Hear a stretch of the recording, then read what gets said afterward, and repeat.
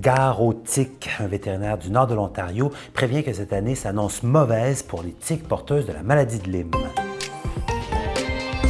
Les tiques à pattes noires étaient autrefois rares dans le nord-est, mais elles se sont déplacées dans la région avec le réchauffement des températures. Le docteur Darren Stinson de l'hôpital vétérinaire de Chelmsford affirme qu'environ 9000 chiens en Ontario ont été testés positifs à la maladie de Lyme cette année.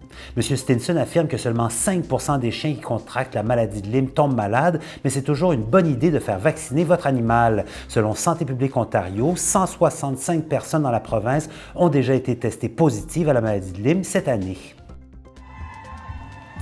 Par ailleurs, l'organisme Fierté Sudbury Pride a publié une déclaration en ligne cette semaine indiquant que la présence policière sera retirée de ces événements ainsi que de son défilé. L'année précédente, des membres de la communauté ont souligné leur mécontentement par rapport aux patrouilles policières qui ont participé au défilé de la Fierté.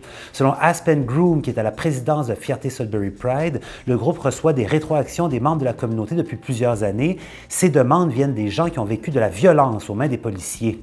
Le groupe Black Lives Matter de Sudbury n'est pas étranger à cette décision. Selon la déclaration de l'organisme, le recul des initiatives en matière de diversité, d'équité et d'inclusion en 2025 a créé un besoin de réaffirmer les mandats des regroupements comme la Fierté. Le service de police du Grand Sudbury a déclaré son engagement pour la création d'espaces sécuritaires qui appuient les membres de la communauté.